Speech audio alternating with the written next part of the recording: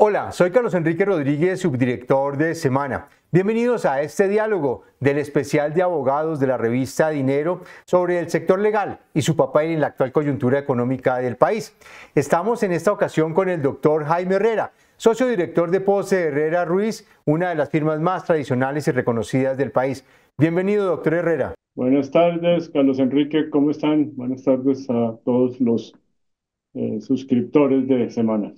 Muchísimas gracias por acompañarnos en esta conversación. Doctor Herrera, en épocas de bajo crecimiento, Colombia el año pasado tuvo un crecimiento muy bajo de apenas 0,6% y el primer trimestre de este año pareciera ser más de lo mismo. En estos escenarios, ¿cuáles son las prácticas más dinámicas de las firmas de abogados y cuáles son las razones que tienen para que eso se dé así? Bueno, Carlos Enrique, no puedo hablar por todas las firmas o por todo el sector legal, pero en el caso de Pozo Herrera Ruiz, nos hemos enfrentado a importantes retos para acompañar a los clientes en su esfuerzo de sortear estas coyunturas que son bastante difíciles. Cuando la economía va creciendo, tenemos unos retos especiales, son de alguna manera mucho más divertidos y agradables de afrontar porque es una época de mucho crecimiento, con proyectos nuevos, con realmente mucho optimismo hacia el futuro. Pero obviamente cuando la economía está estancada, los retos son un poco distintos. ¿Cuáles son esas áreas de práctica que han tenido mayor dinámica? En el caso de ustedes, por supuesto. Le cuento, a ver, las áreas donde hemos tenido mayor actividad en el curso de este año y de pronto en el último año han sido resolución de conflictos, nuestra práctica de impuestos que incluye la de planeación fiscal y muy importante hoy en día los litigios tributarios han sido muy dinámicos. La generación de energía renovable como sector eh, que está siendo de alguna manera puesto en la mira por el gobierno y en el mundo para pues, tener una canasta familiar un poco más sostenible.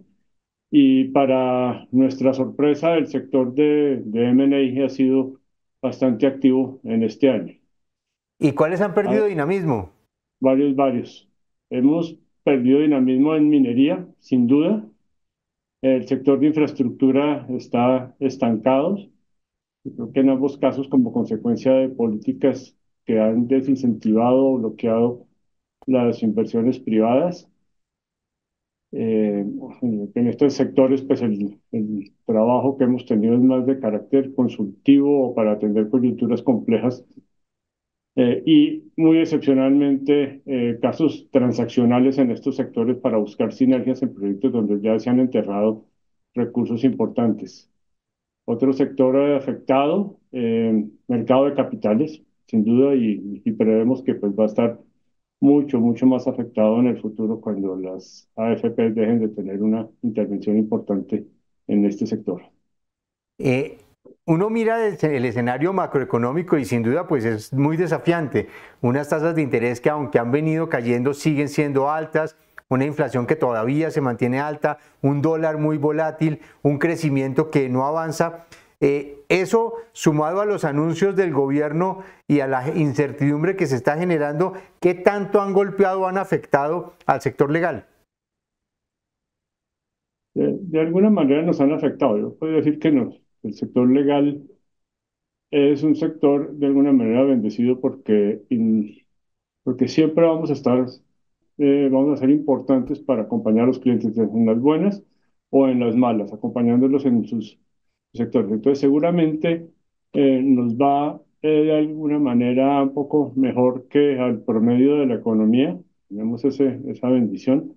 Pero pues esto no quiere decir que realmente sea las épocas de bajo crecimiento, las épocas de recesión económica nos generen pues nuestras propias dificultades que son grandes.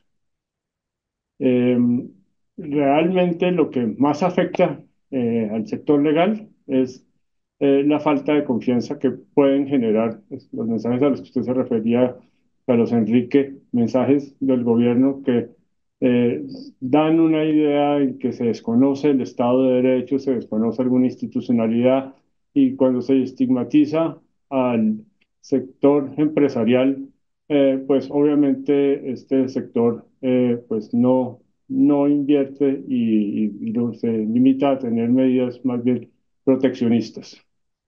En los anuncios del gobierno, digamos, en la incertidumbre que se ha generado, uno podría tener como dos miradas.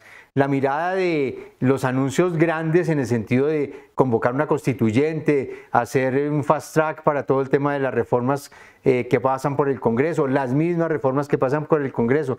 Y hay otro escenario en donde están las decisiones, por llamarlo de alguna manera, del día a día, los decretos, las resoluciones. ¿Eso qué tanta dinámica ha tenido y ustedes qué oportunidades y riesgos están viendo en esos anuncios y decisiones que está tomando el gobierno? Creo que los anuncios como el Fast Track, la Asamblea Constituyente, no ayudan mucho a generar el ambiente de confianza que se requiere en una economía que requiere más bien ser impulsada, incentivada desde varios aspectos. Eh, Algunas de las reformas que han sido anunciadas por el gobierno tienen algún efecto, yo diría, de, de desestímulo a esta inversión. Por ejemplo, pues la reforma laboral, si bien eh, tiene un fondo social que uno tiene que conocer, cómo proteger y mejorar condiciones de los trabajadores, desconoce que los aumentos de los costos de producción de los empleadores se ven afectados y que esto afecta su competitividad. Fíjese, por ejemplo, que, pues, que Colombia, comparado con otros países de América Latina e inclusive con otros países del mundo del desarrollo, no es competitiva. Y no es competitiva hoy en día fiscalmente. Tenemos unas tasas de tributación supremamente altas y si además le aumentamos los costos laborales, pues nos salimos de la ecuación de los inversionistas extranjeros y también de los inversionistas colombianos. Valga la pena anotar que buscan otros horizontes. En el caso, y se lo preguntaba en el tema de los anuncios del gobierno en materia constituyente, pues porque eso es una puerta que se abre y uno no sabe qué pueda terminar pasando, o en el tema del fast track, o en el tema de los decretos y demás, ¿usted consideraría que la seguridad jurídica en el país está en riesgo? Yo creo que que el riesgo es que se afecte la seguridad jurídica, más que la seguridad jurídica está en riesgo.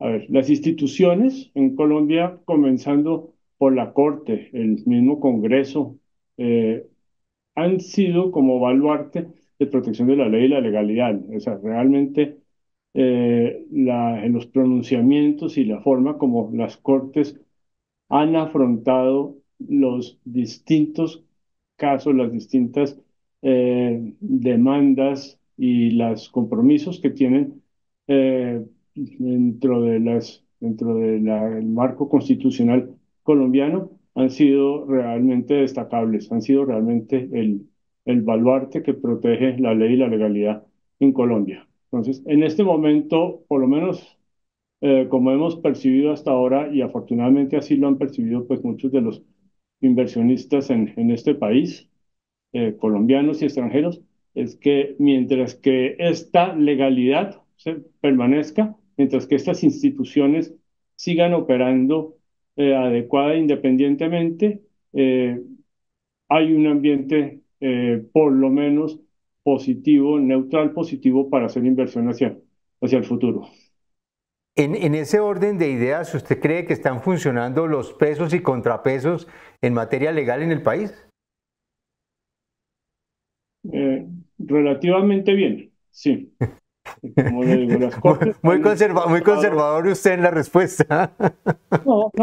relativamente bien. Ya, obviamente hay un tire y afloje entre el ejecutivo, la rama judicial y la rama legislativa. O sea, cada uno tiene unas funciones, unos intereses y unos compromisos hacia el país que se ven desde un ángulo diferente. En este momento, o sea, en la mayoría de los casos, no en todos los casos como hemos podido evidenciar, el Congreso ha hecho un trabajo de alguna manera serio de revisar los proyectos de ley que le son presentados. Tenemos pues las excepciones, o sea, realmente pues un caso aberrante es en la reforma pensional, cuando simplemente se decide en el seno de la Cámara que no se va a hacer una, un debate del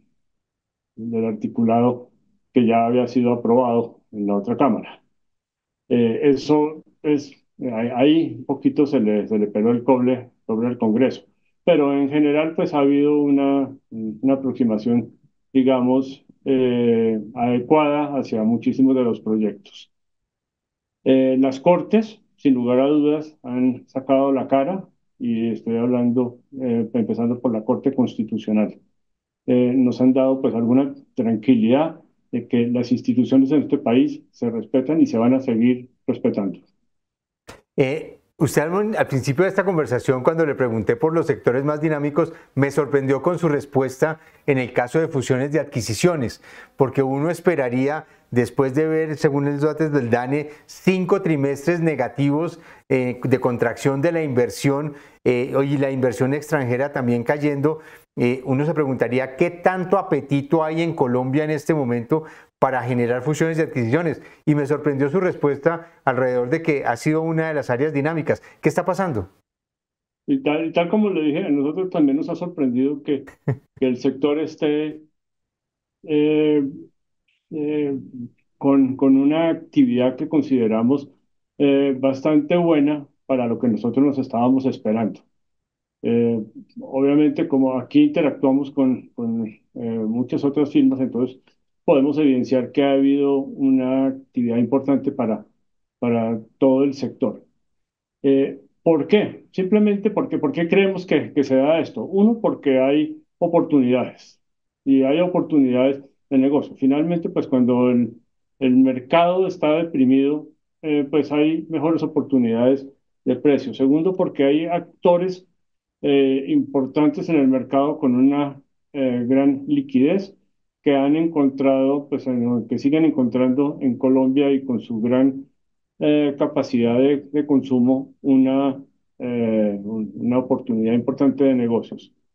Eh, Comparado con otros países de América Latina, pues seguimos teniendo una gran estabilidad y, repito, en la medida en que los inversionistas, sobre todo los internacionales, han percibido y siguen viendo que las instituciones se respetan, parten de la base de que que las coyunturas sobre políticas un poquito estatizantes y que afectan al empresariado son coyunturales y que no son de largo plazo. O sea, esas son como las razones por las que vemos que seguramente hay una actividad relevante en el mercado. Ahora, también hay empresas que están ya jugadas en el país y necesitan mejorar pues, su posición, y obviamente las fusiones y las adquisiciones son el mecanismo adecuado para pues, tener un crecimiento inorgánico que pueda ayudarles a mejorar sus propias sinergias. Si uno mirara el año pasado y un poco este, y obviamente guardando el tema de la confidencialidad, si se puede, ¿cuál se destacaría, qué operaciones destacaría usted que se dieron el año pasado en fusiones y adquisiciones importantes y cuáles son las que podrían venir o por lo menos en qué sectores nos vamos a ver enfrentados en temas de movimientos de fusiones y adquisiciones? Creo que va a haber, va a seguir habiendo alguna actividad en el mercado secundario de infraestructura, va a haber actividad en el mercado secundario de petróleo y gas, precisamente porque hay jugadores que al no poder crecer en el mercado, ofrecen sus activos que les permiten a otras empresas que están en el mercado mejorar sus sinergias y concentrar sus participaciones. Estos dos sectores creo que van a ser de alguna manera, van a seguir siendo de alguna manera dinámicos en el mercado. La generación de energía eléctrica y las transacciones alrededor de los proyectos energía renovable van a seguir teniendo pues su propio crecimiento. Em, en general, por ahí, por esos son los sectores donde creo que puede haber mayor dinamismo. En el caso de infraestructura, doctor Herrera, cuando usted habla de mercado secundario, ¿son las concesiones que ya están terminando su operación y van a retornar al Estado y esos podrían volverse a vender? No, efectivamente, no porque vayan a terminar las concesiones, sino porque todavía tienen una vida útil importante y eso ha llevado a que algunos jugadores, queriendo concentrar más sus participaciones para mejorar eh, su, sus, eh, su rentabilidad, busquen adquirir otras empresas del mismo sector. Ahí hay un mercado secundario de los concesionarios. Y en el tema de energéticos, particularmente mencionaba usted el tema de gas, ¿eso es que están buscando nuevos proyectos de exploración, regasificación, transporte? Nuevos proyectos no hay porque no hay exploración. La exploración está congelada. Lo que sí hay es algunos pozos productivos importantes que requieren algunas inversiones adicionales eh, y ahí hay jugadores especializados en cierto tipo de proyectos que no requieren llamémosle, un volumen tan relevante que, que están interesados en adquirir algunos proyectos. En otros casos, requiriéndose inversiones importantes o sinergias, es importante para algunas personas que ya están en el país, que ya están en el sector, aumentar su producción adquiriendo activos que estén ya en etapa operativa. Usted mencionaba también al inicio de esta conversación el tema de el dinamismo que han tenido algunos temas como el de litigios y resolución de conflictos. ¿Dónde se identifican que en el corto y en el mediano plazo van a tener mayor dinamismo estas controversias? El dinamismo del área de práctica de resolución de conflictos no está necesariamente ligado el, con cómo está desarrollándose la economía, si hay crecimiento o decrecimiento. Pero sin lugar a dudas, cuando las circunstancias son difíciles, muchas empresas empiezan a incumplir sus compromisos. Otras simplemente toman posiciones de pronto un poco agresivas. Hay actores que toman posiciones muy agresivas que a veces no les salen tan bien y al no salir tan bien, pues generan una controversia de carácter legal. Entonces, eso refiriéndose a controversias de tipo comercial. Las reorganizaciones empresariales obviamente han aumentado y en la medida que haya un bajo consumo derivado de todos los efectos que lleva la desaceleración de la economía, pues eso es un sector en el que los abogados pues tenemos una actividad relevante acompañando ya sea o a los acreedores o a los deudores en sus procesos de reorganización administrativa, empresarial. Perdón. Y pues lo otro que hay es cuando se implementan cierto tipo de medidas de carácter público, pues se aumenta la posibilidad de acciones de inversión respecto a los inversionistas que están protegidos por tratados que les dan ese beneficio. Entonces, ahí prevemos que hay va a haber una actividad, pues estaba bien, una actividad importante en el país.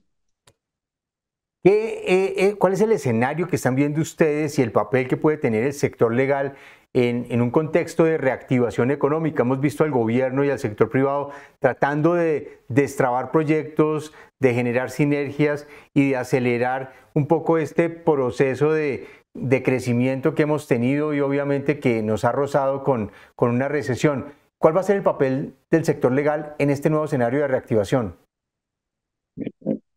finalmente es proteger la legalidad y acompañar a todos los actores. Y cuando digo a todos los actores es a todos, llámese a los inversionistas privados, llámese a los financiadores, llámese al mismo Estado, a entender cómo navegar y cómo buscar soluciones de carácter legal que ayuden a incentivar el crecimiento económico. Creo que los abogados podemos contribuir y debemos contribuir, y por lo menos pues en el caso de Pozo Herrera Ruiz, nuestro objetivo, nuestra meta en estos tiempos difíciles, más que ponernos a criticar lo que esté pasando en el entorno, es ayudar a todos estos actores a buscar las soluciones adecuadas que le ayuden al país y a la economía, a los sectores, a los empresarios y al mismo Estado a atender a lograr sus objetivos. En el caso de las empresas, generar empleos, generar un retorno adecuado para sus inversionistas.